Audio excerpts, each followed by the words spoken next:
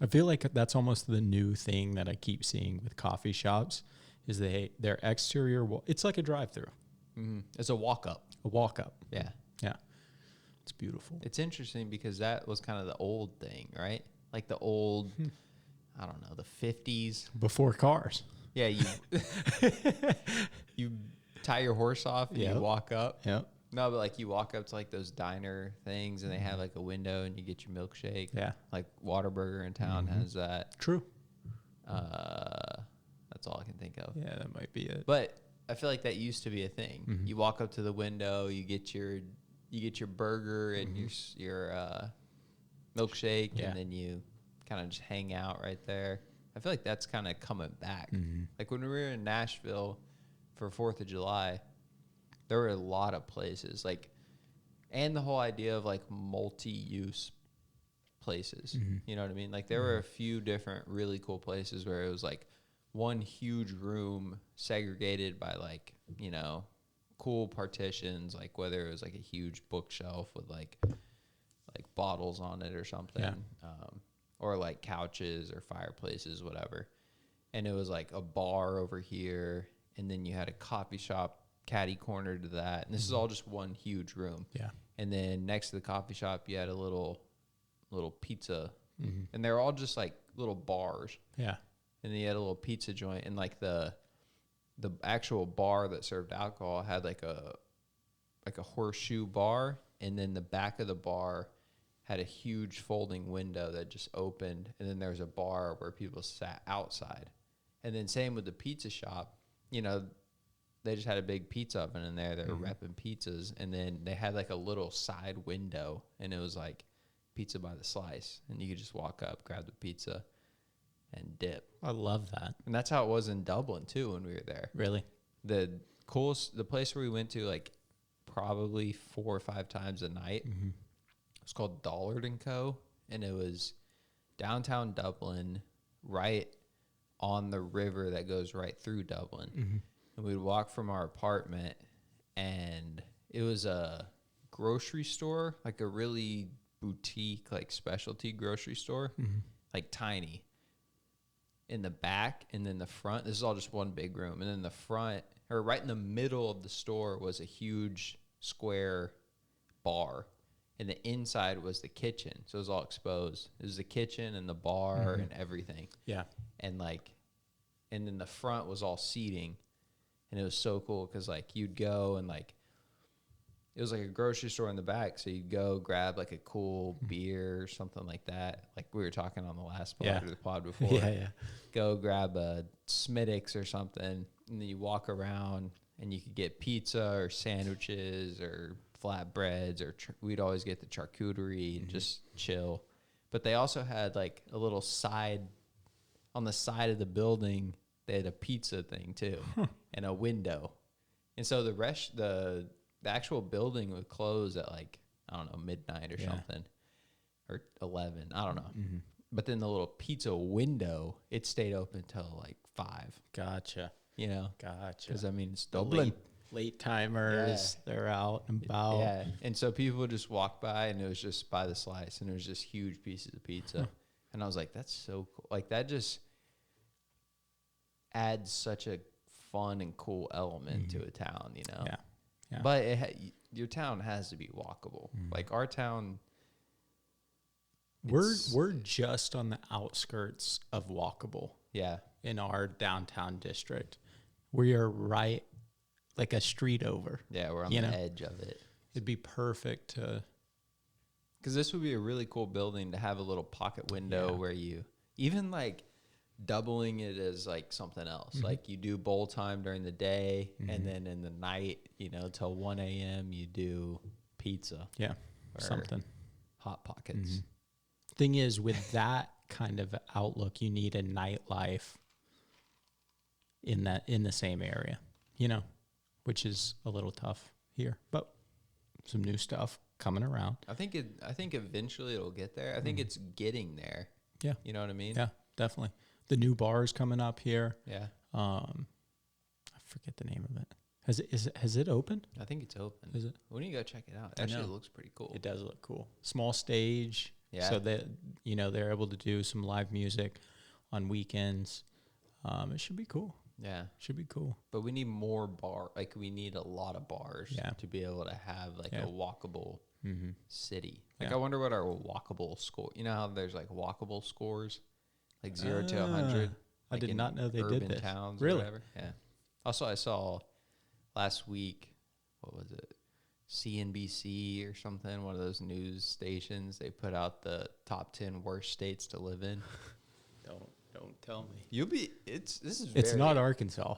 I guarantee it. number 2 Are you serious? Yeah. Was the worst? for quality of life. Really? Yeah, as a whole, they ranked us number 2. I'm surprised. But listen to what the other states were. I can't remember all 10, but it was like Arkansas, Texas. Wait, based on walkable No, just quality of life. quality of life. And they would put like the Texas? pros and cons. Okay. It was literally all the southern states. It sounds like California came up with the worst 10 states to That's live what I thought. I was like, let's talk about the worst 10 states. in. What? Like, let's talk about the best. It was like Arkansas, Texas, Florida, Tennessee, Alabama, Georgia, Louisiana, Utah,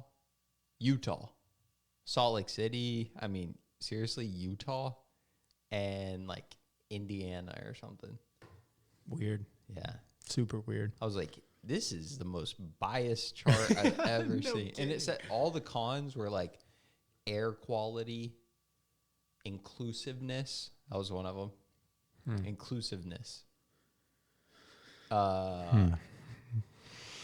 That was, and crime. Arkansas. And I was like, okay, if we're talking about crime and Air quality? are you kidding me? You think That's think crazy. Arkansas is worse air quality than New York, California? Farming. That's what they're basing it on. They're basing it on something, but I thought it was whack. That's whack. That's but absolutely then whack. I see all the time, Northwest Arkansas, top 5 places to live in the United States. I just talked to a lady who told me 35 families are moving there a day to Bentonville, Arkansas. Jeez, dude. 35 families a day is what the number is at. That's insane. Which actually I was told that by somebody, so I don't know if that's true at all. I But- believe it. We'll throw it out there. Yeah. Yeah. I believe it. Yeah. Do you think all those, like the people that have been there for years and years and years before it kind of blew up, do you think they're like happy or like think about all the southern places that after COVID, like everybody moved to, like Texas, Tennessee, like Nashville, Austin, and then Florida, I think it depends. Northwest Arkansas. You got a ton of people from New York, California, all these. I would say business owners loving it. Mm-hmm. More people, more business, more money. But the people who don't own businesses, I don't know if they have any I bet they're not super thrilled with it. Yeah. Because, now you got this influx of a ton of people that are probably, taking your jobs. Yeah. Well, and then, housing, Prices are everything gets marked skyrocketing. up. Bentonville's crazy right now. Yeah, it's pretty wild. But, what'd you expect? Yeah. Walmart. Yeah. Now they got the medical school. That's crazy. They got the new Walmart headquarters, Yeah. which is, It's lit. like a city. Yeah. It's like a full city. Yeah. So, Jeez. I think I'd be overall happy. Mm-hmm. Bentonville kind of used to just be a small town. Yeah. I saw the whole That's true. one man. side of the square is for sale. Really? The Bentonville Square. Like a whole, it's the Bentonville the Square is square. a square. Yeah. One of the sides of the square is for sale. So not like, Like all the buildings on that side. oh, Like a block. The whole facing block. you're not talking about just the little flat square where there's some. No, the buildings. The buildings. I think wonder what that's it's- priced at. Do you remember? 17 million. Jeez, Something like that. It's probably, Probably the side a side good with investment. Table Mesa. It's like Table Mesa, and then I can't even remember. Was that what was. Ramo back there? Yeah, I don't know if it Gullible? goes that far back. Okay. I think it's just the front facing Okay. buildings. Yeah. But I was like, I mean, That'd be so cool. it's only going to go up. It's neat there, man. It is a cool place. Yeah. It's a cool place. They're doing It's- just all the stuff that like you wish your city had. You know what I mean? Yeah. It's kind of crazy. But it's kind of like, it just shows like you gotta be backed by someone with like bukus of money Yeah. that cares about the town. Yeah. Because like just normal, like run of the mill local politics and urban planning, like you can't grow that fast. Yeah. Yeah. You know what I mean? True. I mean, there's just not enough money. Mm-mm. There's not enough resources. But if you have, Walmart. yeah, you got the Waltons hanging Yeah. out there, then Anything's possible. yeah. I mean, they could come to our town and turn it into an oasis too. How do we convince them to do that? I mean, I think maybe we have a better geographical area Talk to me. to turn into. Talk to me. I think we could beat them out. Okay. I mean, think about it. We have the lake, Uh-huh. we have Nebo, Uh-huh. and we have a nuclear plant. We got a couple creeks. There's some kayak parks out there. Literally. I mean, our lake, Bentonville doesn't have a lake. True. I mean, maybe a big pond, but not a lake. And then Fayetteville, Lake Fayetteville is like a big pond. Yeah. I mean, the closest lake they have is Beaver? Beaver. What is that from Bentonville? Like 30 minutes? 45 minutes? Yeah, something like that. Maybe more. An hour? But I mean, for us, Yeah, Go to the it's down lake. the street. 12 minutes Yeah. from anywhere in Yeah. town. And it's Yeah. insane to me because I, like, you know, we have the boat out on the lake, Mm-hmm. just in the slip. And, like, if I go out in the evening, like after work or something, and just catch the sunset, just got a paddleboard, which is lit. Hell yeah. No one. Like every time, it's like the most beautiful, picturesque, like like Mount Nebo, Yeah. Spring Mountain in the back. I feel like I'm looking at like a New Mexico landscape, and then on the water, and the sun's setting, and it's summer, and the wind's kind of blowing a little bit, and the water's like glass, and I'm like, how is there no one here? Why is that? I have no idea. There's lots of boats. I mean, the marina's filled, but like, I'm the only one there every time I'm there, which That's I'm so not. insane. I'm not complaining. No, It's you kinda- like it. It's kinda probably lit. awesome. Yeah, but it blows my mind. Jeez. Sometimes I'll go on Nebo like on a Saturday, and I don't Yeah. see anybody. Yeah, that's true. I'm like, how is this possible? Yeah. Gosh, true. I'm on Nebo a lot. Yeah. There's like one little squad who I always see walking or running up there. But it's like probably people who live there who take their walk at the same time every day. So we need to bring a big industry here. Mm-hmm. What are you thinking? Us. We're the industry. We become the industry. We are the industry. Okay. So if you make 50 million, Okay. how much are you planning to just give to the town? I'll give like a whole 1%.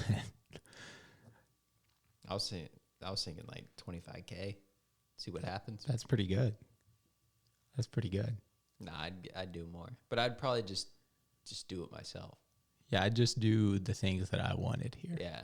You know? But if you had the money, I mean, you can kind of do that, Exactly. right? You Exactly. just buy everything. I know. And turn it into whatever you want. Gosh.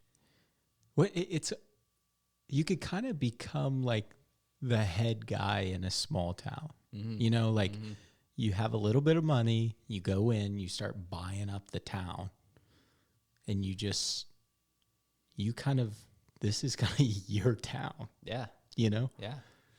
God. Then you become the mayor, Exactly. It all, and then you just kind of rule. mm-hmm. It'd be amazing. Would you want to do that? Kind of. Kind of be cool. I think urban planning would be kind of cool. But again, it would only be cool if you had like $50 million True, to do true. whatever. Like, think about the urban planner in Bentonville. It's probably the most lit job ever. Gosh, busy. Yeah, insanely busy. Yeah. or like one of those like rope swing, like the hospitality groups and stuff like that. It's just kind of like you just kind of like do whatever you want. Yeah. Oh, it'd be cool to do this cool Japanese concept.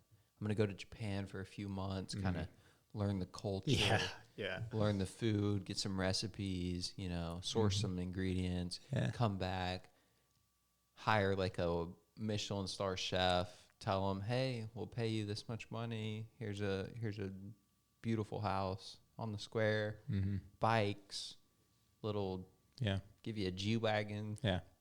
any equipment you want, any design you want. And who's going to say no to that? Yeah. You know what I mean? Well, obviously they haven't. Right. Because they bring in like Insane level Incredible. chefs. I mean, it is pretty crazy. and then Brightwater. Yeah. I feel like not a lot of people know about Brightwater. Why is that? Like outside of Northwest Arkansas, like I'll say it to people and they're like, what? No idea. No idea. Yeah. It's like a diamond, bro. Diamond in the rough. Yeah, and it's through a community college, which is you have, I mean, in the surrounding states around us, the best culinary school besides Bentonville is like Chicago's big culinary school there. Maybe Georgia has a big one, but it's like Nothing. it's us, and you're right, nobody knows about it. Maybe It's they kind of weird. Maybe they kind of want it like that. Maybe. Because both of us went there. You went and you did beverage management, right? I did baking. Yeah. It was lit. Yeah. And so cool because they would, you know, how they'd bring in chefs. Yeah. Like fly them in from Chicago, California, Michelin star chefs. Like, and they would do little workshops and like you'd make pasta with them. And I remember they brought in this whole crew and they're the people that are doing all the meals for the Olympic team. And they would go with the Olympic team to like all the different countries for all the trials and stuff and make them food. Jeez. Savages. And they insane. this dude made the freaking best gnocchi ever. Really? Yeah. And it was crazy because like I'd always thought of gnocchi as like having flour in it. You know, even Yeah. potato gnocchi Yeah. still has flour and water. Yeah. Yeah. This dude, no flour, Really? just straight potato and water. It was like the lightest gnocchi ever. It was like Really? it was like you were eating little miniature pillows. And he just did like a butter and cream sauce. Insane. It was really cool. Sometimes the best tasting food in the world is like the simplest. You know what I mean? Yes. There's like I don't know what it is, but sometimes it's like going too much. It's just overboard sometimes. Sometimes the simplicity is where it's at. I get caught up in the overboard. When I'm making stuff, I'm like, what can I add? You should have speaking of Brightwater, during baking, we had to do a cake. And it was kind of just up to us. It was like, make a cake. Yeah. Dude, you should have seen my cake. It was insane. It was like, What'd you do? it was everything. Because in the baking class, you know, it's a beautiful kitchen, incredible kitchen. And you have a whole workstation with everything you need. Yeah. And unlimited any ingredient you want. You just go back to the pantry and to the fridge room and the freezer room, and there's everything. Yeah. So I was like, I got to use everything. I did like, it was like multiple different flavors. It was like, I doused it in like this caramel sauce that I made. And then it was crazy. It was definitely not like a simple cake. You do love doing I that. just Anytime we're went cooking at crazy. the house, you're like, throw some pineapple, throw some Yeah. capers, whatever. Same you with know? the bowls. I feel like I'm always trying to like, yeah. what would work that's like kind of weird, but like every once in a while we get a hit. Hey, we do. Every once in a while. We do. But I think you're right. I think simple's probably better. Dude, chefs are like back in the day, I always think of Anthony Bourdain. Like he was like my just gangster. Yeah. You know? But like chefs are kind of like badass. Mhm. You know what I mean? Like they're not like and maybe that's on a high end. I don't know really, but it's like tatted, like you're in the hot kitchen, busting your butt. Things are chaotic. You're trying to do all this stuff to feed these people who are, it's just like a nut house. And somehow you gotta, oh, you read Bourdain's book, didn't you? Yeah, it was insane. Oh, I forgot about that. It was I gotta insane. read it. One of his stories was like so graphic. Yeah. It was, I'll give you the clean version of it. He worked in this kitchen and the dishwasher, Mm-hmm. they were, someone rented out the restaurant Okay. for like a couple just got married. Okay. And then that night for the reception, Yeah. I guess. Yeah. And they contracted them out. And so all the chefs were there making all the food for the reception Okay. after the wedding. Okay. So like the bride and groom, the family, everyone, the bride was like, everyone was there. Evidently the dishwasher, Bourdain said he was there working, and then they were like, the dishes were piling up, and they were like, where's Tony? Where's Tony on the dishwasher? And they're like, we don't know where Tony is. And then they go out back to smoke or something, and they see Tony. What's he doing? I can't get too deep into what he's doing. Okay. But Tony's alone. No. Tony's in his vehicle Okay. with the bride. Stop. No more needs to be said. No more needs to be said. And they start yelling at Tony. Wait, with the bride? Go Tony, go Tony. He's like, They're all cheering for yeah, him? and he's like flipping him off. And then, Tony comes back, continues washing dishes. The bride goes back to the groom. And I was like, oh my gosh. And that was just one example of like the madness. Yeah. You know what I mean? Like I feel like that's That's a good one. madness. It's just like mad. Like they're all just like Where's Tony? Yeah. And he's with the bride. with the bride. Yeah, fresh. And you're like, what is going on? The bride just freshly got married. I mean, think if you were you just got hired on as like a line chef and you're like, what in the hell is going on? Yeah. And I'm sure he has like unlimited stories like that. Oh, yeah. But but then there's also I think there's that, but then there's also, it's like so serious too. Like Totally. if you screw up, you're done. Like Cutthroat. Cutthroat. Like you think of like the head chef who is like, the passion is so deep and like the care and everything has to be perfect. Yeah. And like you're just a line chef chopping potatoes. Yeah. You chop a potato too thick, he throws all the potatoes at your head and says, get out of my kitchen. Yeah. You're done. Yeah. And then you're the walk of shame. Yep. Out the door. Yeah. You got to take your apron off. Yep. It's like war. Gosh, it is. Like so, like prove yourself. It is super Perfect. cutthroat. Perfect. Yeah. That's the perfection. That's what they're all aiming for. I heard Andrew Schultz, he was talking about going to Japan recently. And he was saying that, I don't know if it's something with their culture, and I think it probably is, but they love perfection. And he said that the best Italian food he ever had in Japan, the best, Filipino food he's ever had in Japan, the best pizza he's ever had in Japan, best pasta he's ever had in Japan. He said they perfect everything they do. There's like and I'm sure that's probably part of their culture, but it's like, Italians invented and came up with this, food system that they have. They have their traditional food, yet Japan perfects it. Jeez. I love that kind of. Yeah. You know?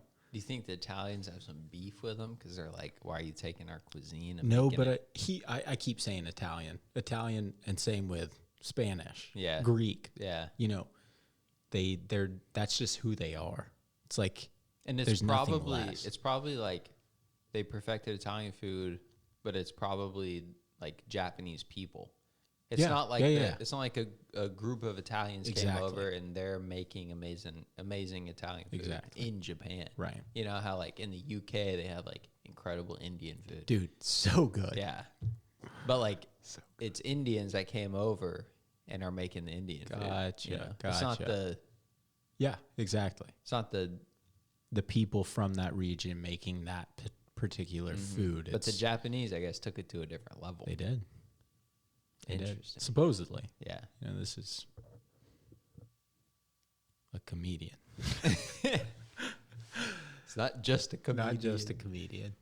No, he's been around the world and tasted all sorts of food, and that was his take, Yeah. was they perfect everything. Jeez. Pretty cool. I think that's like our family, we're kind of obsessed with food. Yeah. I think there's a lot of like people, families, friends that aren't obsessed with food. Yeah. Or this is something that always gets me, like gnocchi, for example. Uh-huh. You'll talk about gnocchi and somebody's like, what's gnocchi? You're like, what do you mean? Like, I feel like I You're feel like we're so involved in like cooking and food and stuff. We love trying different things from all like cultures. And then there's a lot of, is that just here? I don't know, but it's like, I don't think it's just here. I think a lot of people just aren't interested in cuisine or Okay. food or trying different foods. yeah. So like they're not going to go out of their way to learn what gnocchi is Yeah. or what paella is Yeah. or, you know, Some Korean Yeah. stew or something yeah, like that. yeah, or buttered chicken. Oh my gosh. Yeah, which that's probably more people know. We're what that making is. that soon. Yeah, we got to make that. But also, I saw somebody do it. I'm allergic to cashews, and they did it with like a cashew cream. It's so unfortunate that you're allergic to cashews know. because it's the best nut ever. Everybody tells me cashews are the Yeah, best. like cashew butter, the best. Really? Cashews, the best. And then Are you they can do soft? so much stuff. Are they kind of soft? Like Like compared to a peanut? yeah, well, compared to an almond, they're more peanutty than almond. Okay. Okay. You know, peanuts are kind of softer Yeah, than softer almonds. than They're not like a hard nut. Mm-hmm. You know, Yeah. more of a soft nut. Yeah. But I will say the best nuts I've ever had. Mm-hmm. Manaus. No. Natal. Really? Yeah. Caju? Caju. I was in the airport and they just had some nuts in a bag and I was starving. Hadn't eaten in like 16 hours, it felt like. Probably. And I got this bag of cashews and I was like, best. It's so good. Are they- Ginormous. I was gonna say, aren't they bigger? Yeah. They're so much better from the source. And I think, is it? Why are ours? Is it two different kinds? It like the must be. cashews we get here are nowhere close to the same size as Yeah. in Brazil. Well, I mean, yeah, the Planters cashews in like a tin can versus the cashews from Natal. Yeah. Which Natal, God, it's Natal or it's Natal Recife or Fort. It's Natal or Recife in Brazil, and they are the cashew. Like Capital. that's where they come from. Ah, They have the biggest cashew tree ever. really? Yeah, it's like Still producing yeah. and stuff. It's like multiple acres. Oh, whoa, Yeah, it's huge. whoa! You can like walk through it. Is it like one trunk? Wow. It's only like it's like only 15, 20 feet tall, something like that. Yeah. And it's like canopied. Like it just keeps growing out. Okay. So it started as one tree, you know. There's like a trunk and then it just stemmed out. And now it's like I don't know how many acres it is, but That's it's huge. insane. And you just walk through it Dang. and there's cashews coming down. God, that's like Yeah. my hell. Yeah. Yeah, you would be done and Would I dusted. die if Yeah. I walked through it? Yeah. Jeez. Yeah. Which most people don't know that the cashew is a fruit. Hmm. And then the cashew is the nut or the seed. The seed. The seed inside the fruit. That's crazy. Which did we ever decide if you were allergic to the fruit? Because remember in Manaus, like they would be like, oh, it has cashew. And you'd be like, oh, the nut. And they'd be like, no.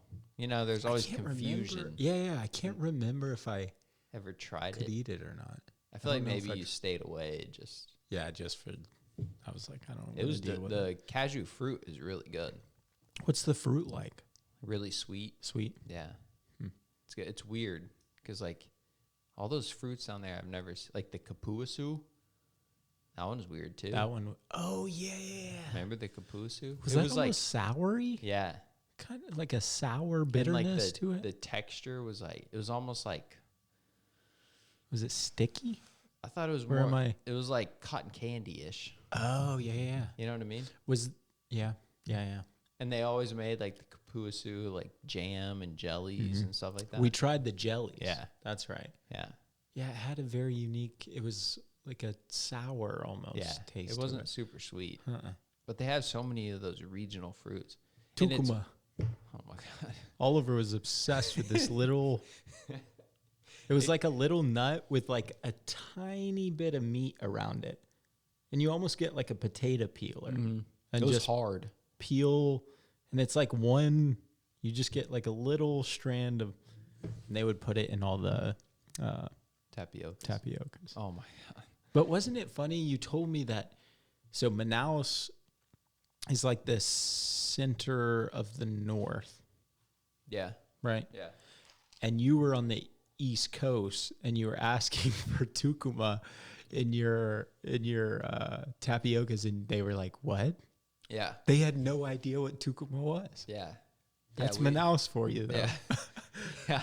We went to I was like my interpreter / friend Yuri down there in Fortaleza. He was like, what do you want to eat for dinner? And I was like, freaking tapiocas. Because like I was just in Manaus for like a month, and I was already obsessed, but I'd become even more obsessed because I discovered the tapioca farras, Yeah. which are like pizzas made out of tapioca. And so I was like, I want a tapioca farra. And he was like, I don't know what that is. And It's I was like thin crust compared to like Chicago style. yes. Except normal tapiocas are like crepes. Okay. They're not like double-sided pizzas. Okay. You know what I mean? Okay. Yeah. So if you don't know what a tapioca is, it's cassava flour and Which comes from it's a root, the cassava root. cassava root. Yeah. So like here before Brazil, if someone said tapioca, I thought of tapioca pudding, you know, like the instant tapioca pudding. Yeah. Like tapioca pearls, which that's what boba is, like those tapioca pearls. Yeah. But in Brazil, it's like a fine flour. It's not like pearls. Yeah. And they dust it onto like a flat top, and it's a circle like a crepe, and it like melds together. So weird. Did they add water to it? Water. That's what it was, Water right? and tapioca. Yeah. And it turns into like a flat white crepe-esque type thing. Yeah. And then they'd fill it, traditionally in Manaus, they'd fill it with banana, tucuma, and Like a cheese. buffalo cheese. Yeah. Cheese from this. oh my God, so good. You love that buffalo cheese. I was obsessed Yeah. with tapioca, still am. Can't wait to go Because back. it was like sweet, salty. And the freaking plantains on there. God bless. And Yeah. tucuma. Obsessed. But anyway, I was like, oh, I want tapioca. So we go to this place, and I was like, yeah, I ordered. And I was like, can I get some tucuma in there? And the guy was like, what the hell is tucuma? And I was like, what do you mean? Like, I'm still in Brazil. Like, go get the tucuma in the back. And he's like, I don't know what that is. And I was like, Yuri, tell him. Like, because he was translating for me. I was like, tell him to throw some tucuma in there. And he's like, I don't know what tucuma is. He didn't know either. No, never That's heard of it. insane. He was like, tucupi? And I was like, no. Isn't tucupi the hot sauce Yeah. that we used to get? Yeah. Yeah. And I was like, no. Tucupi. Tucuma, the fruit. Yeah. No idea. Showed him a picture, never seen it in his That's life. insane. And I was like, oh my gosh. And then I mean, in Manaus, you would see carts on the side of the road, people just shaving tucuma. another thing is I ordered plantains in it. He put bananas in it. Which makes me want, like, do they not eat plantains over there in Fortaleza? I don't know. Did you have them anywhere else No. when you were there? What? Yeah. Is that just a Manaus thing? And I was like, I said, because like in Manaus, I was getting the tapioca ferras, like the pizza style, Yeah. which has tapioca on the bottom. They don't fold it like a crepe, and they put all the fillings in. Then they put tapioca on top and just flip the whole thing. Okay. Okay. And I'd always get carne, so like steak or like pork or something. Okay. And it was like shredded. It's like Okay. shredded beef, kind of. And then I would get the plantains, tucuma, egg, and cheese. Load that bad boy in Yeah. there. So I tried to do that there. They didn't have the tucuma. So I said, okay, I want carne, cheese, plantains. It was like some weird cheese. It wasn't the buffalo cheese. Really? It was straight up sliced bananas, not like sauteed like a plantain. Just cut right from Yeah. And then ground beef. It was the lamest freaking tapioca ever. Maybe we just went to the wrong spot, but either way, they didn't know what tucuma That's was. crazy. It is I mean, it is a weird thing. Like, yeah, the In guys, Manaus, it was the guys on the side of the street, Yeah. just Shaving tucuma. yeah. It was like, I think it was like the most expensive fruit though. I think because of the labor behind it. Maybe so. Because like no one bought a whole. I mean, you'd have to buy like 50 tucuma and shave each one. I mean, you only get like, Yeah, it's the size of like a cutie. yeah. And it's just the peel would be the tucuma. You know what my dream is? Bring in the tapiocas as our little window in the night. Dude, if you had drunk people on tapiocas, insane. Yeah. It's like a comfort food. Yeah. Yeah. And if you had the tapioca ferras, like pizzas, think about like, Because they did sweet yeah. farras, right? But they would also do like meat, eggs, that kind of stuff too. Yeah, it's like, I mean, it's like a crate. But the ferras are like a pizza crate. Gotcha. So think about like, oh, you got Papa John's in town running pizzas to people. Think if, you know, you had the tapioca boys. Yeah. We were running freaking tapiocas in pizza boxes. tapioca Yeah, and you literally cut it like a pizza, and it's like a slice. That's it's like awesome. a freaking cake, The tapioca boys. and it's clean. That's the thing. Tapioca is actually like a very healthy, 2 nutritious. ingredients. Yeah. The cassava root and water. Yeah. Even count water as an ingredient? Nah. One ingredient. And they cook it in butter. Oh my god! I just so good. except like between myself, you, Sam, our eldest brother, my dad, y'all, no one was obsessed like me. with I liked tapiocas. the banana, the plantain, egg, and cheese. Yeah, That one was so good. but like y'all, So good. y'all didn't Because you love- would always order, let me get some carne on there. y'all didn't love them like me.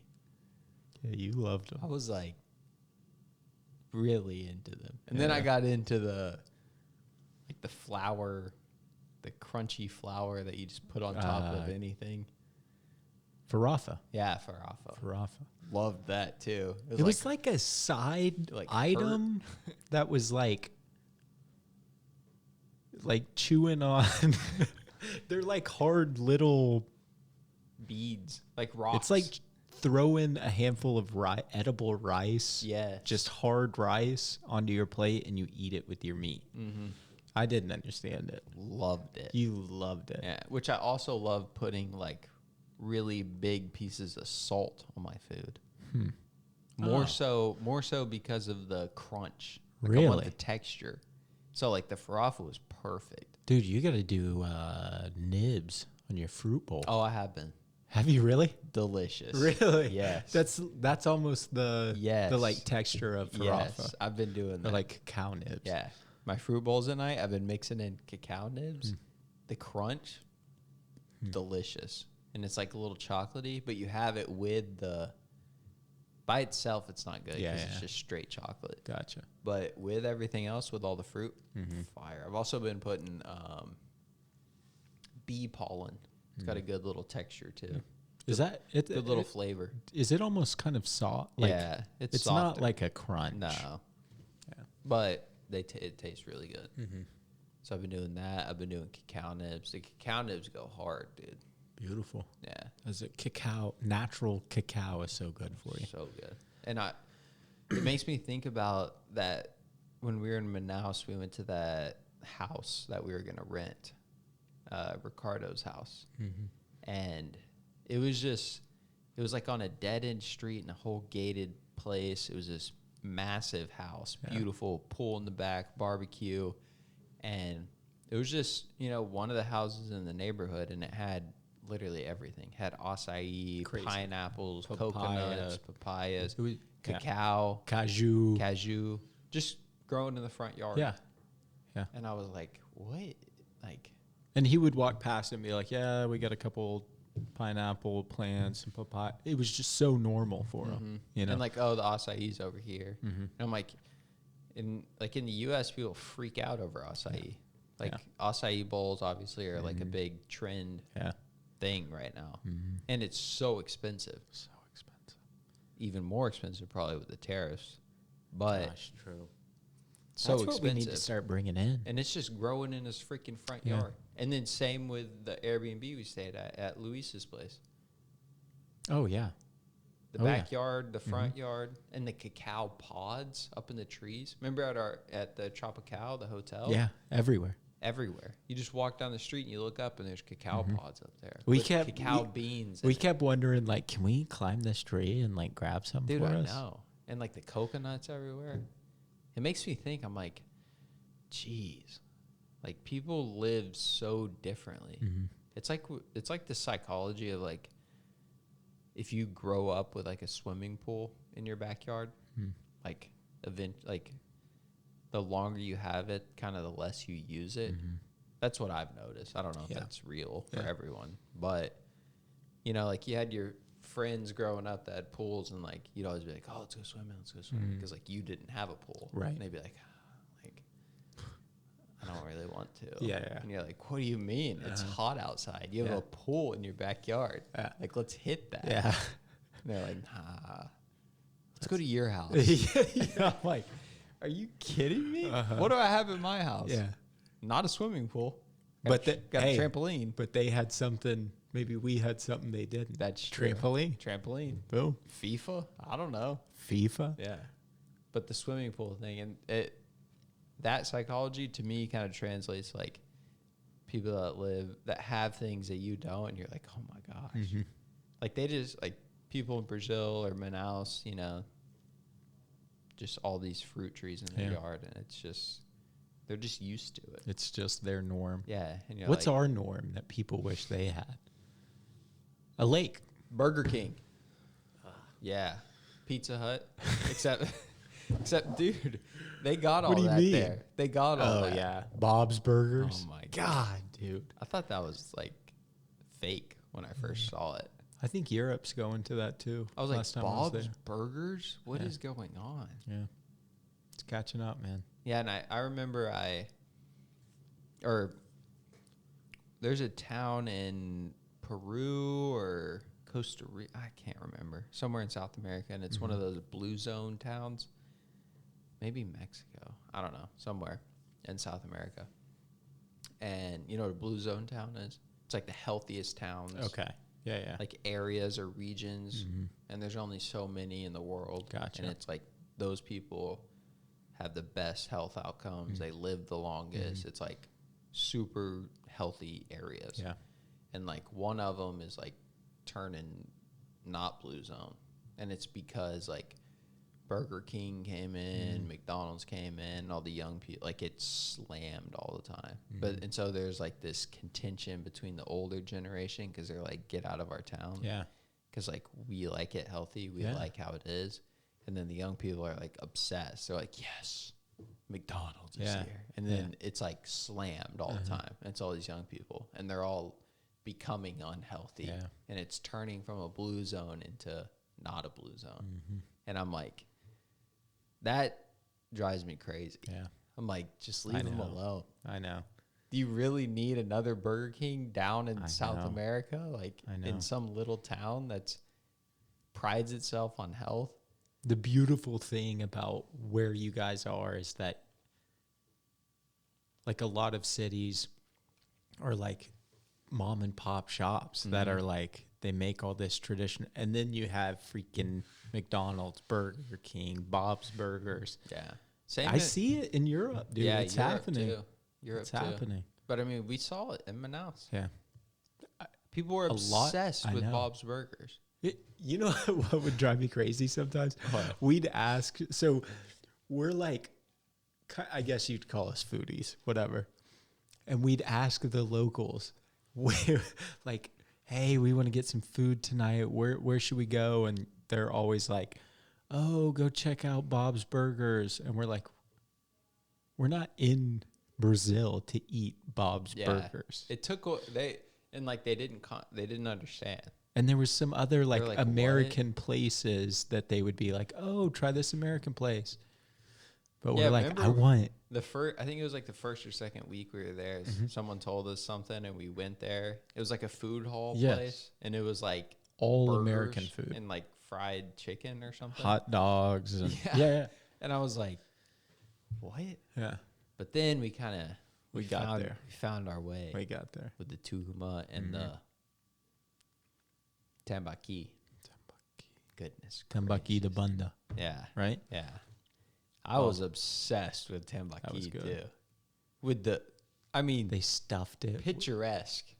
You have a whole fish, giant fish, and it's so thick that, it had ribs. Like you could get the Yeah. tambaqui ribs by themselves Yeah. if you wanted to. It Yeah. was like a pig. And then, It was like a fatty fish too. It was Oh so my. good. it was like pork. Yeah. It was like meaty. Yeah. It wasn't like a flaky white fish. No. It was a thick, meaty bad boy. Fatty. Yeah. And they stuffed it full. What did they stuff it with? Farafa? I actually like that. That's what got me obsessed. with it. I like that. Farafa and banana. Did Sam go when he was there? Yes. Did he love it? Yeah. Yeah. I 100% I could eat that whole fish.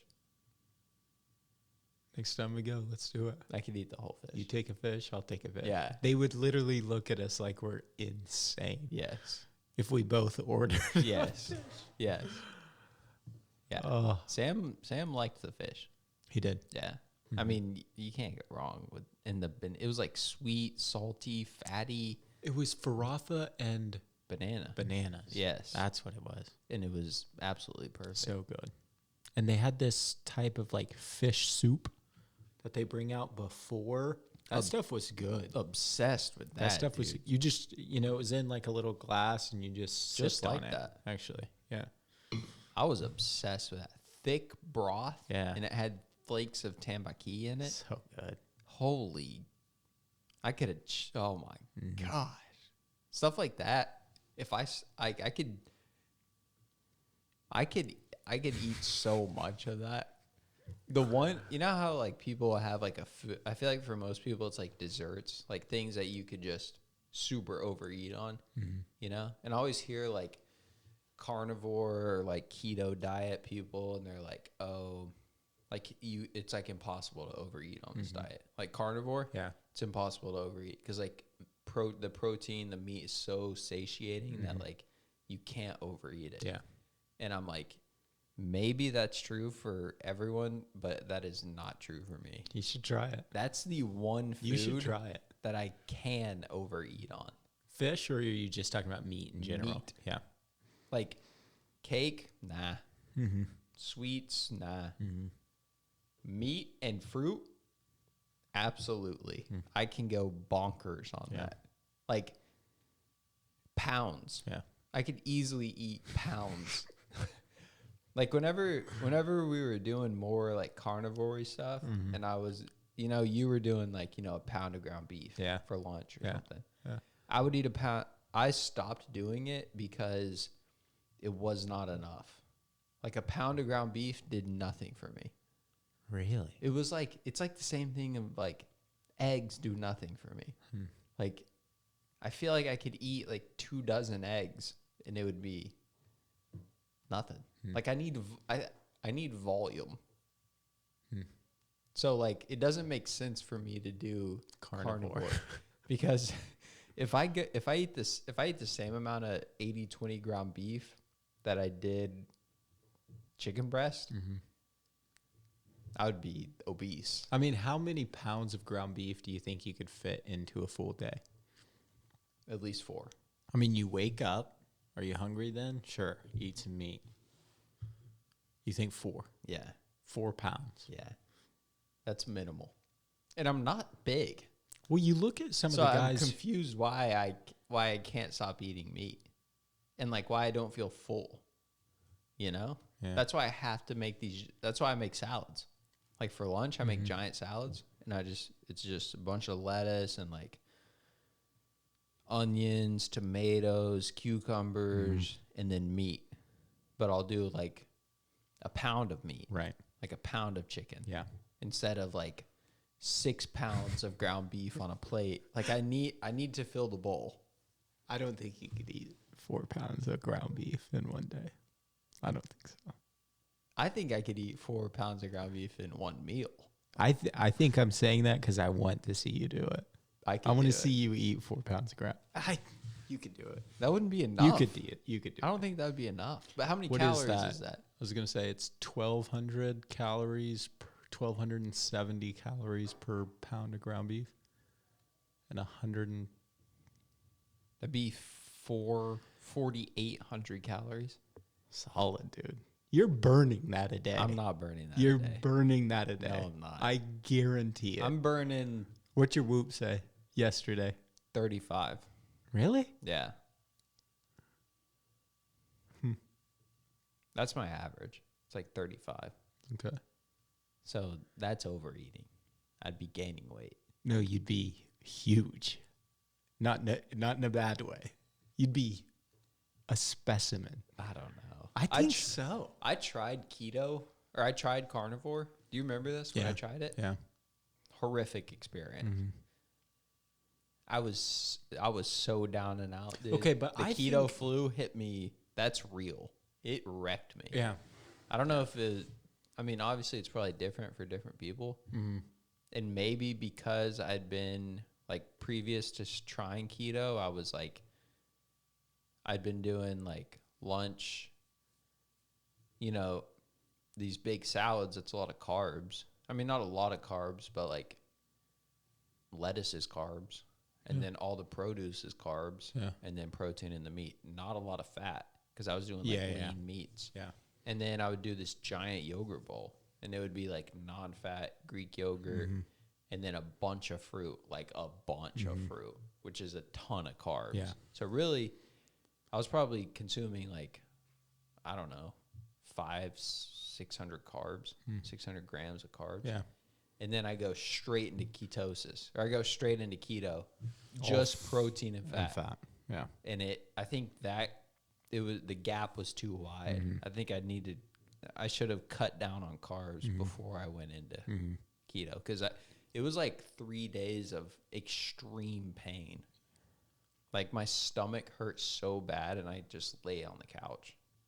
And then on the third day, I was like, I literally don't know what's wrong with me. And I was like, is this really the keto flu? Like, I didn't really believe it. When you ate some carbs, was it immediate? I ate a banana. What happened? Immediate. Really? Like, halfway through the banana, felt perfect. Wow. And then I was like, screw this. Wow. I'm out. But, I always hear, like, you just got to get through the keto flu or whatever. Get to the other side. Yeah. But then I'm like, why am I doing this? I love fruit. Why would I give up fruit? Well, I think for you specifically, I don't think the carnivore, and this is just my take, I don't know. For you specifically, I think carnivore, not the move. I think the amount of cardiovascular work that you do in a day, I don't think when you hear guys talk about carnivore diet, I don't think they're doing anywhere remote the cardio that you're doing a day. Like, I don't think your body can handle that with the cardio that you do. Makes sense. You know what I mean? Like, your body needs those carbs to burn his energy. Yes. Yeah. And not to burn your own Maybe muscle. that's why the keto flu for me was like so horrible. I think that was part of it. I do think that was part of it. I think if you're a cardio-based athlete, you can't not have carbs. Yeah. I just don't think that that's gonna, and longevity too. Yeah. I don't think it's possible. You know, and I'm trying to think of like endurance athletes that are carnivore. That's what I'm saying. I couldn't name one. There's no way that that's possible. Yeah, the only like carnivore people I can think of are like just lift. Mm-hmm. You know? Yeah, it's different. Definitely. Like even like I think like what's his name? Paul Saladino. Mm-hmm. He's not even carnivore. Yeah, true. I mean, I think a lot of these guys like went carnivore and then they realized that they needed carbs, so they kind of like transitioned it to like animal based, which I'm all for animal based. I think it's great. Yeah, everything that comes from an animal. Mm-hmm. Yeah, but I'm not into the idea that like vegetables are bad for you. I just don't really buy it. I mean, I think that through processing, vegetables can be bad for you. Yeah. Just because like pesticides. Yeah. And like the dirt they're grown in, and like. But same with fruit. Same with fruit. Yeah. But then also, I mean, same with meat. There you go. Unless you got money like that, and you can just like buy super, super good. Yeah. Meat. Yeah. You know. You're not. Yeah. Like from a regenerative farm, all grass fed. The topsoil's perfect. The grass has no pesticides, no nothing. Even then, like a regenerative farm with no pesticides, not using any chemicals, like, how do you escape that? Yeah. Like even just like the rain, you know, the farm next door, they might be spraying freaking glyphosate over everything. And then the runoff goes into the creek and comes down. Yeah. Under the soil, into the grass. The cows are eating it. Or you're pumping downstream from the creek that one guy uses glyphosate, one guy doesn't, but you're using the water further down the creek to water your crops. Or the animals are eating over here. Like not the cows, but like little rodents and squirrels or whatever. And then they die on your land. And then their bodies are filled with glyphosate. Yeah. I mean, it's almost like, is there truly like a 100% pure, you know? Yeah. Unless you're like super on an remote. island. Yeah. Yeah. Like maybe an uncontacted tribe. Yeah. I don't know. Yeah. But yeah. I mean, I think there's bad, there's good, and then there's better, and then there's best. Yeah. You know? And you got to kind of do what you can do. Which perfect is almost impossible. Almost. Yeah. But I think choosing to eat those animal-based foods is going to give you better health outcomes than eating like processed foods. You know what I mean? Totally. But like if I want to eat a cucumber, like to me, I don't demonize a cucumber. Right. Or a tomato. Oh, it's a nightshade. Like they have more chemicals. And I'm like, listen. Yeah, true. I'm going to eat a tomato. I'm not eating Pop-Tarts. Yeah. So. Boom. Sue me. Yeah, no kidding. You know what I mean? Yeah. Yeah. I don't know. That's kind of my deal. Have you tried to go carnivore? Like actually. I don't think fully. 100%. You should try it. I always would eat fruit. Yeah. I always did. I would always do, or like even carrots. Oh, or dude, I love carrots. I do too. I've been on a carrot grind. I go through bags of carrots. You do go through. Your eyesight must be nuts. Insane. It's actually not that good. Really? Yeah. Is it going downhill? Yeah. Direct correlation with carrots. Absolutely. They've been lying to us, huh? Lying. Dude, Dana White, new deal signed, UFC. Let's freaking go. That is a big. It's huge. So what was it and what is it? They calculate. So UFC had a 5-year deal with ESPN, and it was like a 1 point. I don't remember the point. 1.5. Yeah, something point, like that. I don't know. Let's say 1.5. Yeah. 5-year deal, $1.5 billion. Great for the UFC.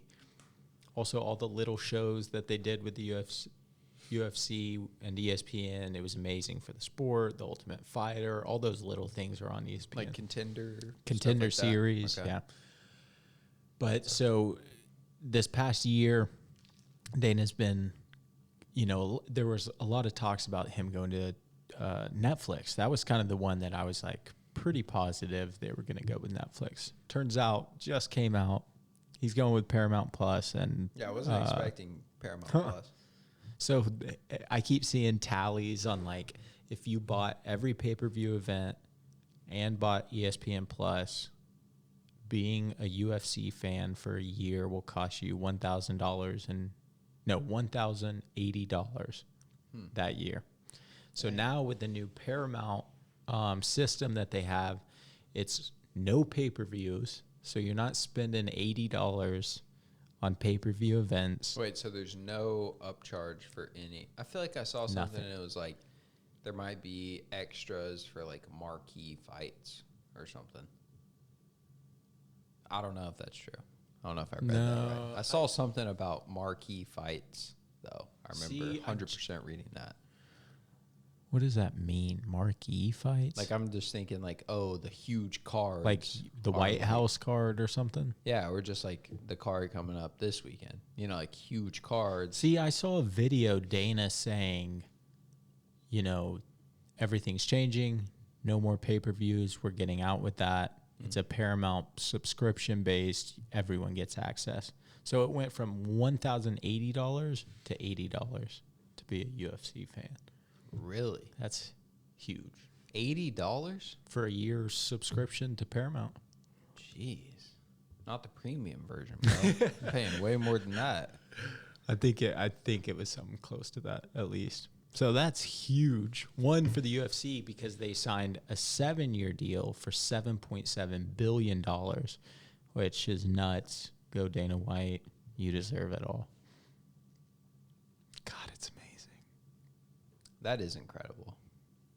I mean, me and my buddies, like, if you go back through all the years, probably a lot of money spent on the UFC.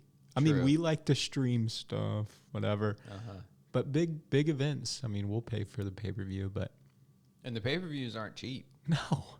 Like what, like $79, $80? $80, yeah. Dang. He's going to get, like, their viewership is going to go up so much. Just because, like, people that maybe haven't seen a fight, they have Paramount, and they're like, oh, what's going on Saturday night? There's this UFC fight. I've heard about this. I guess I'll check it out. Yeah. I think these next 7 years, Paramount just lucked out for one. Maybe not lucked out, but they did have to spend $7 billion. They did, but I think the sport in general is just it's about to become bigger than it's ever been.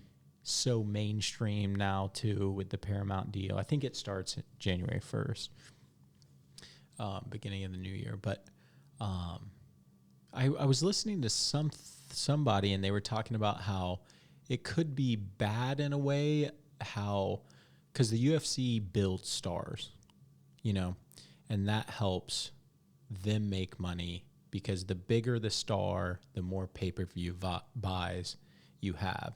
So if the UFC doesn't have that building a star kind of thing, maybe things will look a little bit different in the sport. I don't know if it's a bad thing, good thing. But the ambition from a fighter's perspective is still to be a star. True. Regardless of pay-per-view. True. Because they're still going to make more money if they're a bigger star. And it might make it better to where a guy doesn't get an easy line to the belt. It might make it more competitive. Exactly. I almost think it will make it a little bit more competitive. You're not going to have guys have that straight line to the belt. Like, oh, they're a star. You know, maybe they could have had 2 more fights up to the belt. Yeah. Because Sean O'Malley, great example. Yeah, he could have had more fights. Yeah. You know, to the belt. Did he beat Petr Yan and get a shot after that? If you beat Petr Yan, give anybody the title shot. True. But the lead up was a little. Yeah. So in that aspect, I'd say that's good. I don't know. I think it'll be more competitive, which is crazy to even think about. I know. Even more competitive. I know. Which sounds insane. That's the thing with like the fighter bonuses and stuff. I always hear Rogan talking about like giving a 50K bonus isn't going to make him fight more for his life. Like you're already out there fighting for your life. Money's not going to change that. What do you think about that? It's not going to make them fight harder. I don't know. Money does a lot, bro. Really? I mean, think about a lot of these guys. But are you going to fight harder? Come from nothing, dude. That's true. That's I might fight harder. I might fight harder if there's real money on the line. Yeah. 50K to someone that was living paycheck to true. paycheck, bro. That's insane. That's true. 50K in the bank if I beat this guy versus I'm going to beat this guy so I can make more money in the future so I can stay in the UFC. Or 50K all at once if I put on a show, baby. I'm putting on a show. I'm fighting harder. See, but I think every one of the guys are already trying to do that. I agree. But I think there's probably a percentage increase in even harder. Yeah. Maybe it's not in the moment, but maybe it's in the lead up. Maybe it's in the fight camp. I'm going to be more dedicated to this fight camp because I want to win that bonus. There you go. In the back of their head, they're like, if I put on a show, I'm going to get Dana's attention. I'm going to get 50 grand, which I've been making 1,500. You know? You swayed my decision. Wow. Yeah. I think in preparation. In I think preparation. that's where it. So that's where it- what was Rogan's basis? He's like, oh, they're already fighting hard enough. Maybe I'm saying it. Maybe I'm Like taking what there's nothing that could persuade them even more, motivate them more, or just the fact that like, regardless of the money on the line, it's a violent sport, and they could be seriously injured, seriously hurt, seriously compromised if they don't put it all on the line. Exactly. You're not going to. He's saying like the sport is exactly that. You said it actually very well. That it's brutal and violent as it is. Some guys that like kill or be killed situation when you're in there, you're only thinking about kill or be killed while you're in. You're not thinking about, man, if I could hit him with this, I could get 50,000. No, the only thing you're thinking about is maybe it's more about the moment in that octagon. You know, it's like last thing you're focused on is money. Yeah, and you can't really be thinking about a fight bonus during the fight. Right. You will probably lose because your focus should probably be 100% in that octagon on your opponent, on yourself. I could see that aspect of it, but just like the blanket statement of like you're not gonna get more out of them. I don't know. I think you can get more out of them. I think more money on the line, you can get more out of them. I think in preparation. I think that's where it really would dedication play out. and sacrifice, all that kind of stuff. Because, I mean, think about it. If you take the rationale of like, okay, if I perform like perfectly in the octagon, if I get a crazy finish or I put on like a clinical show and get fight of the night or something. Yeah. And I can get a $50,000 bonus. Okay, so I'm doing a 12-week fight camp. I'm kind of a up-and-comer, so, like, the UFC's not paying all my bills yet, you know? Yeah. I still work part-time.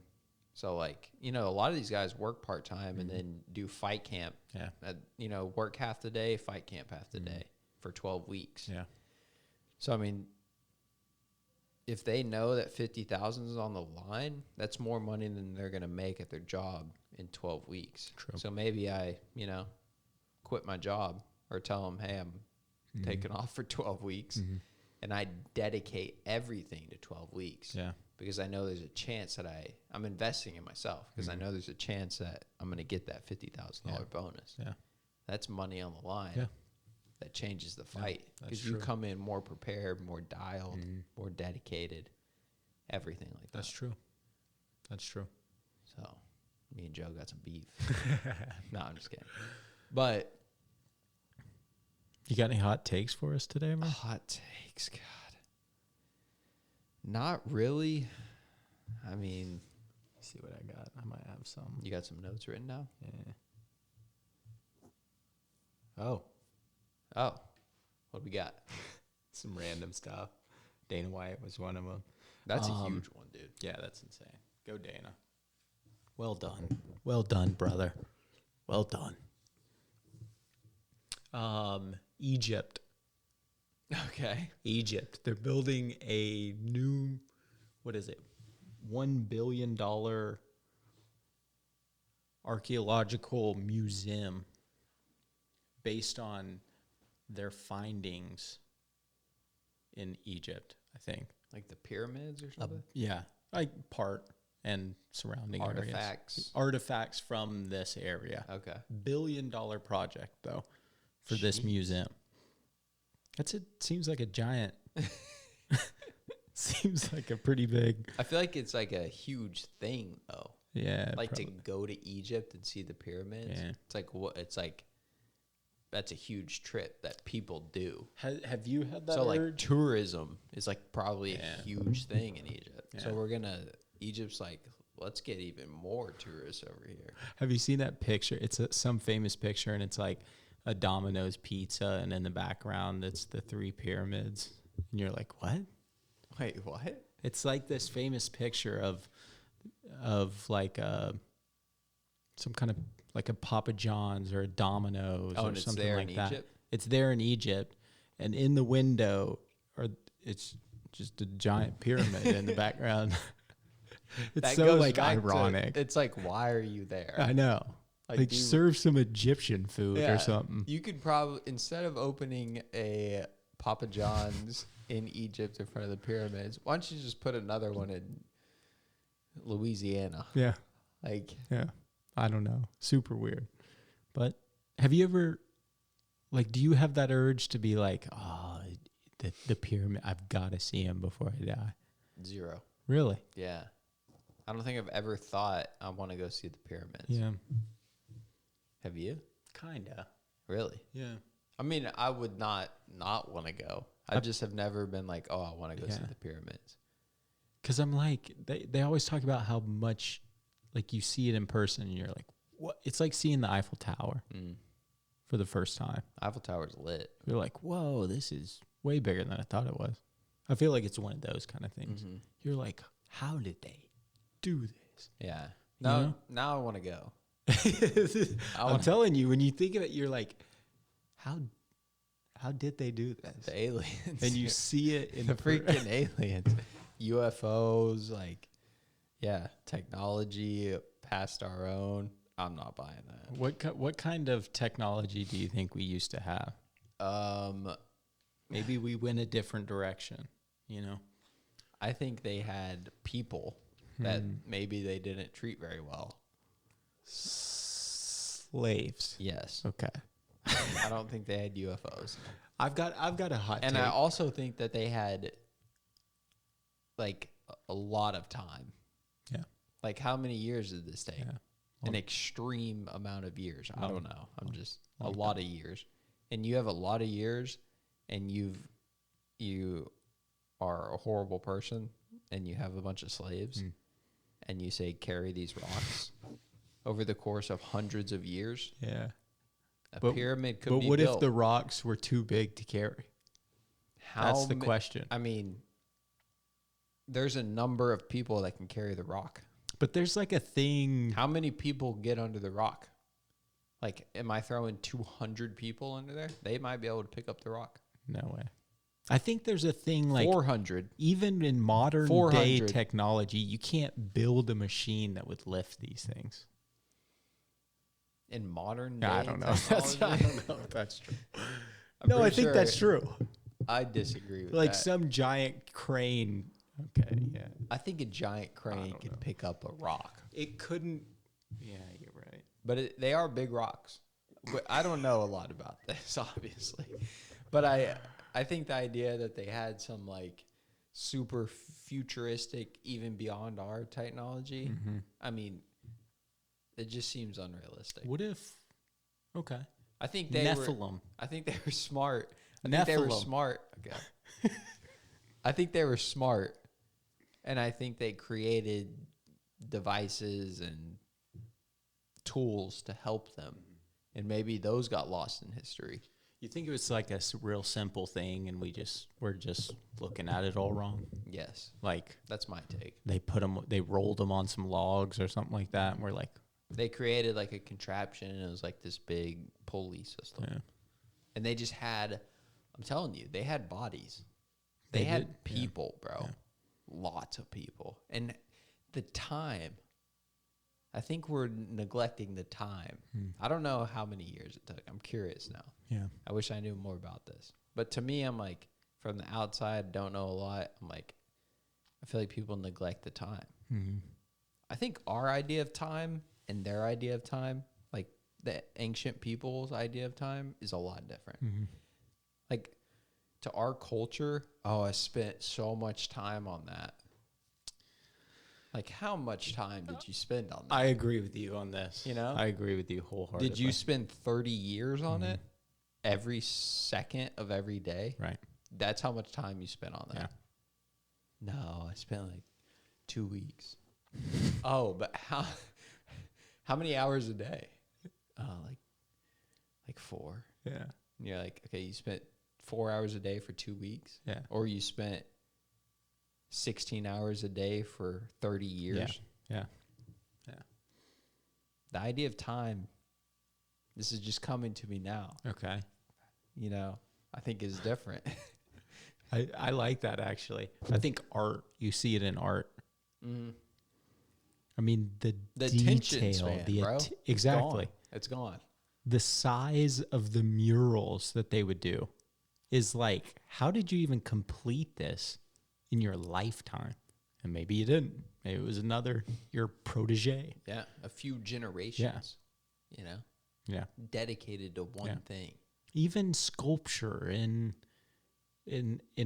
not just like a painting art, but sculpture and architecture. And I think it is.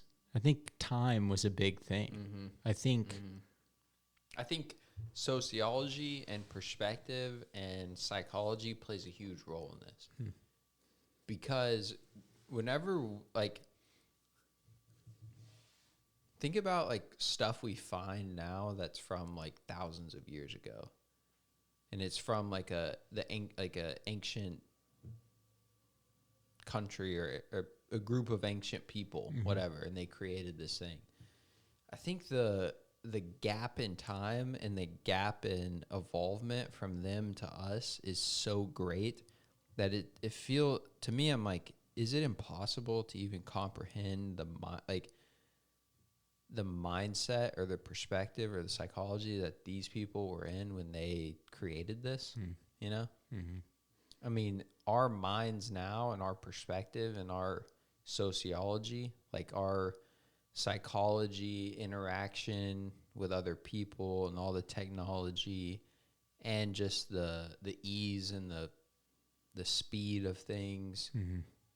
Like, I think almost our consciousness, subconsciousness, everything like that is like evolved so much since then. It's almost like two different species of people. So to try and comprehend this artifact from thousands of years ago with our perspective, Yeah. I know that there's sociologists and archaeologists that do take into account all of the things going on back then to try and put together a picture of what it was like and how they did it and stuff. But still, I think it's so far removed, I almost think it's impossible. Like even like the greatest sociologists trying to get into the mindset and incorporating all of these social things going on that influence someone's decisions or influence their perspective or how they did things, just little things. It's like, I just feel so far removed. To even get into that mindset feels impossible. Because our minds are so different now. Yeah. Like that train of thought, I think just the pathway to even get to that is compromised. Unless you were there, which no one was. So like with the pyramids, I'm like, how can we even how can we even speculate or say? Yeah. It was a different world. It was a different world. Yeah. Different people. Yeah. Different everything. I mean, just like little things. Yeah. Like strength level. Are we how greater was the strength of these people versus our strength now? Yeah. Our fortitude, their dedication, perseverance. I mean, maybe they were working 24 hours. Maybe they didn't sleep. Maybe back then, the ancient people, maybe they didn't need sleep. Yeah. Yeah. I see what you're saying. Yeah. And I'm speaking very abstract Right. and with zero facts. Yeah. But it's just you letting it flow kind of out of you. Yeah, it's just coming. The thought's to me. here and then it's there. Yeah, I gotcha. into the microphone. I got you, man. But I don't know. That's kind of my thought on the ancient. I like that, man. people. Good take. They're just they're different. Like, no point in even thinking about it. Yeah. Because Why? we're never going to know. Yeah. How did they do it? They did it. Was it the aliens? No. Did they have futuristic technology? No. Why? Because it was in the past. It was in the past. It happened. It's over. Yeah. What can we learn from that? We are weaker than them. That's all I got to say. Do you think physically back then they were like just dogs? Absolutely. Like just every single person, every dude probably had an 8-pack just chiseled. Yeah. Like the Oliver equivalent in the ancient time, like my equivalent, age, everything, he could just murder me in like 1 second. It's like if y'all I locked y'all in the room right here, shut the door. I'm like What's the chance of you taking him? I'm like a squirrel and he's like a grizzly. Jeez. Yeah. But That big of a difference. that big of a difference. Maybe not like literal size wise, but that's the power difference. Jeez. I'm like a field mouse or a cricket. I'm like a cricket and he's like a grizzly bear. Jeez. Yeah. And it's over for me. I mean, think about it. I mean, they didn't sit all But day. what if you were a basket weaver and we didn't, you know what I mean? What if you weren't out carrying the rocks? But I was. My age, male, Demographic. everything factored in, I was a grizzly bear. Now I am a cricket. How And can that's how the can we evolution. how can we get back to that grizzly bear? Anti-technology. Go back to the roots. Okay. No, we need to cut the electricity. No electricity. Make life hard. Yes. Running water, cut it. Yeah. Toilet. Toilet, gone. Gone? Gone. Jeez. Clean water, gone. Dirty water. Dirty water, In. all those things, gone. You don't need a car. You don't need a house. What about your cacao nibs at night? Your bee pollen? Gone? Gone. I'm eating dirt. No. Yeah. They had to have, grizzlies don't eat dirt. Well, right now I'm not a grizzly. I see. Crickets eat dirt. I see. I'm eating the dirt until I'm going to work my way up. Step at it one step at a time. Yes. 1 foot in front of the other. Yes. Right? Yes. 1 foot in front of the other. One tentacle. 1 tentacle at a time. One cricket leg at a time. Love it, man. One It's a small hop. small One step. One hop at a time. Oh, okay. One small step for One- mankind. Yes. One little spring of a cricket hop. Okay. I got you. That's how long it'll take me to get Jeez. back to what I was. Jeez. So I'm committed. Are you with me? You know what? I'm in. I'm in. I like the table because it makes it dramatic when we kind of reach across. It's like you a know? really big ordeal. Yeah. Yeah. Well, I'm glad we. Cleared that up. Yeah. Right on, man. But let's wrap it up there, dude. Let's wrap it up. Let's wrap it up. I gotta hit the rower again. Yeah, I gotta hit the gym. You gonna come tonight? You gotta row. I gotta row. You gotta row. Rowing space line. Rhode Island. All right, gang. We'll see you next time, guys. See you on the tripod. Gang, gang.